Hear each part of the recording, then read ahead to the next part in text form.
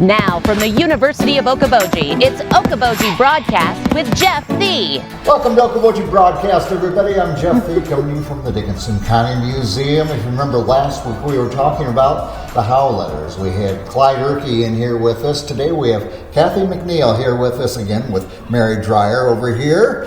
Yeah. And we're going to continue talking about the Howe Letters. We Am are. I correct on that? Because we have with us today Kathy McNeill, who is the person who began this whole journey that we've been on, who discovered the Howe Letters, who has written the Reader's Theater, and has just, transformed this place. All right, now Kathy, let's talk about your part in this, because not only was it a rabbit hole that you went hopping down, but also has some family connection as well. So tell a little bit about how you got started and what inspired you to go down that hole even further.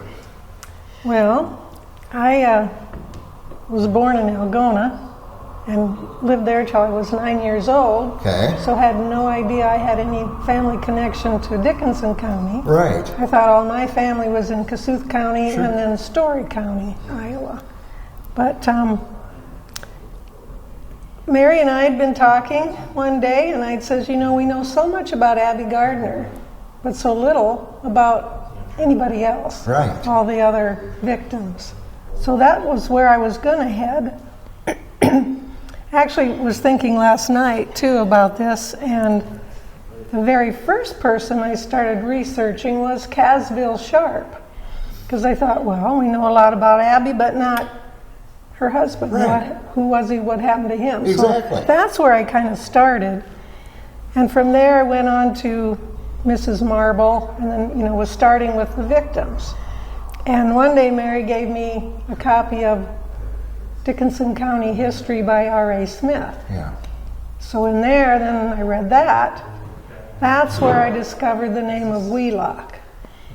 And my grandmother's maiden name was Wheelock. Was this like a, oh my goodness moment, or did you think, well, maybe there's no relation, or, but... Yeah, I wondered because, there are thousands and thousands of Wheelocks. Okay. And most of them aren't related, Yeah. but obviously many are.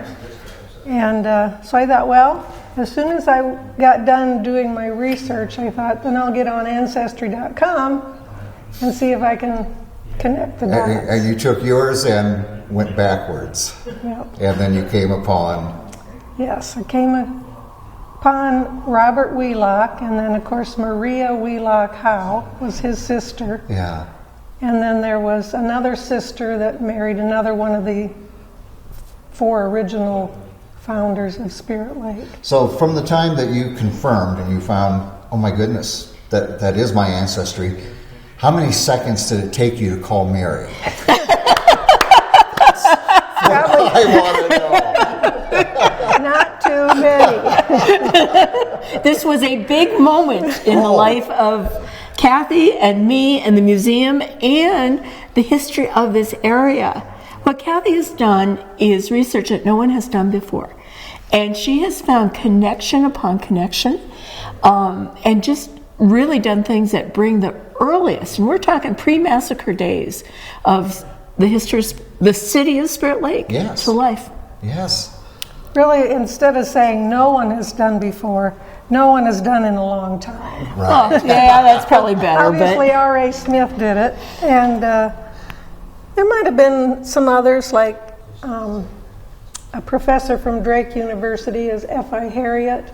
He's the one that wrote all the articles for the Annals of Iowa, which is where I found all these letters. And what led you to that? Well, there again, I have to credit Mary, because she knew, of course, about the Annals of Iowa. I was unaware of them. Right. And so we got on there and started researching, and there were all these letters. And what was really cool, Jeff, is that these letters from the Annals of Iowa, in fact, all the editions of the Annals of Iowa published by the State Historical Society of Iowa are available online for anyone to read. And they go back, do you remember how far back they go, Kathy? I don't. I don't remember, but it's way back, early 1800s. Yeah, and these, the Harriet, or the Howe Letters that Kathy used in her research were from 1934 editions of and I think they've been obscure, you know, and they're available online now. I think that's why we're finding out so much more about the history of the area, is because there are so many sources online that are much easier to find than, you know, if you had to go to Des Moines to the State Historical Society to find this stuff, you never would. Yeah.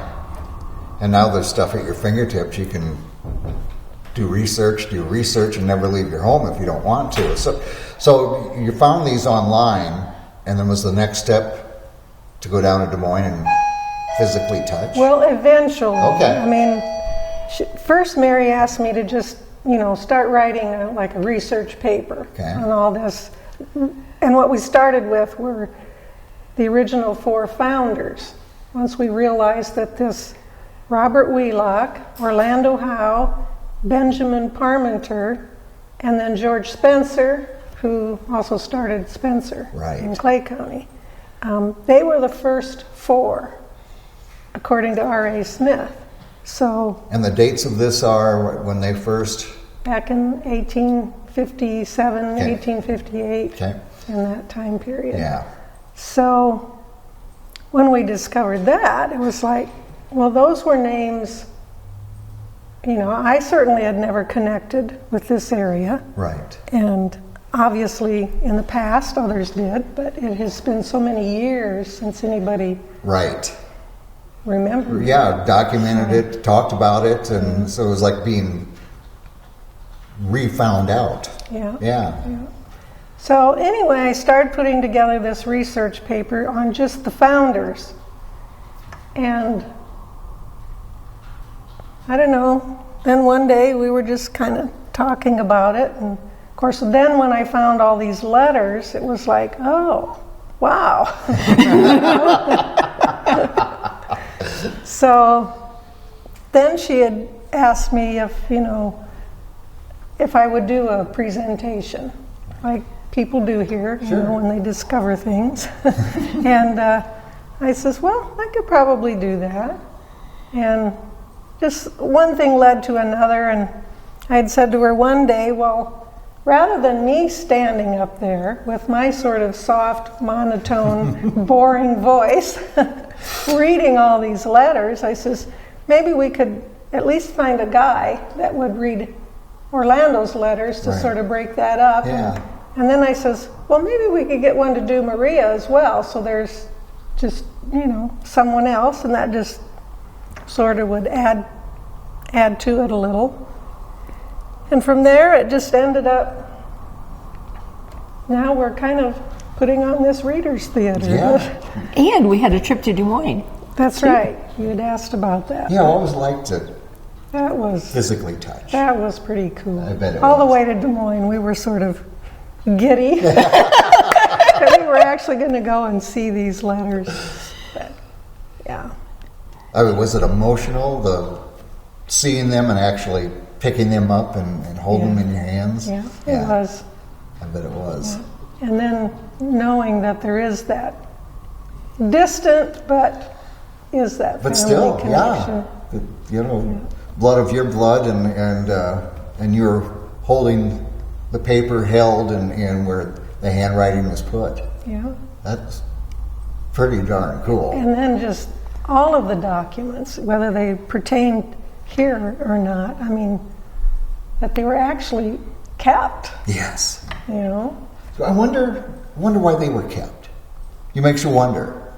You know, so many things are held on to, so many things tossed in the fire or whatever. It's, you know, it's amazing and really incredible that these particular ones were held on to, and that history of our area was maintained. I was just thinking of that a couple nights ago, just sort of pondering it, thinking Maria and Orlando have no idea what they've done, you know, by keeping those letters. Yeah. And then when they were gone, the daughters had them.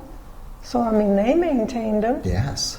Until they're the ones that gave them to this F.I. Harriet from Drake University. And it may have been just, well, this was mom and dad's let's hold on to them. Maybe our grandkids will like to.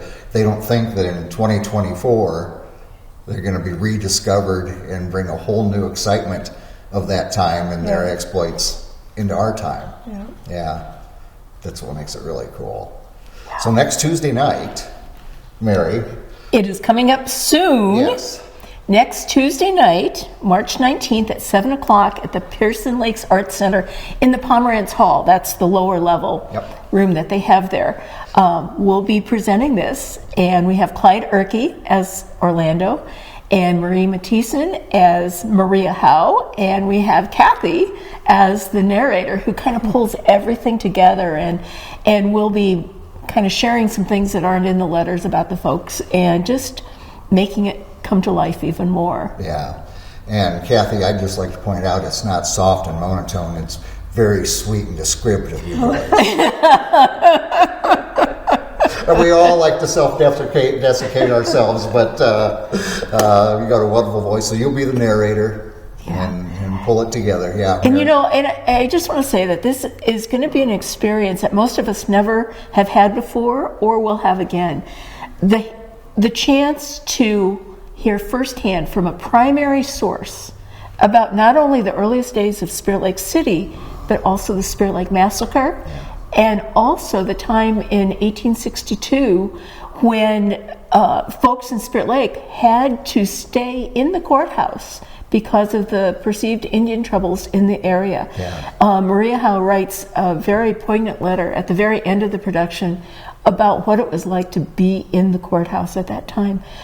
First-hand sources. We don't get those very often. No. And to have an opportunity to relive it through their eyes. Exactly. And try to take it in, you know. What it was like to, you know, those times in history where there's danger out there, you don't know what's going to happen next, and you find yourself barricaded inside the original Dickens County courthouse for safety. You hope safety. And when will we get out? You know, all these feelings that we can only imagine they had. Right. And you'll get to hear. Yes. Tuesday night. From their very own words. That's right. So again, Tuesday night, Pearson Lakes Art Center down in Pomerantz, 7 p.m. No cost, but please bring something to toss in the bucket. Yeah, donations are greatly appreciated. Very good. Well, Kathy and Mary, thank you. Thank you for all your research and how cool you found out it was part of your own family lineage. Yeah. And kudos to Algona, that's where I'm from too. So. All right, we want to thank Mary and of course Kathy for all her research, and we look forward to seeing you next Tuesday night at the Pearson Lakes Art Center at 7 p.m.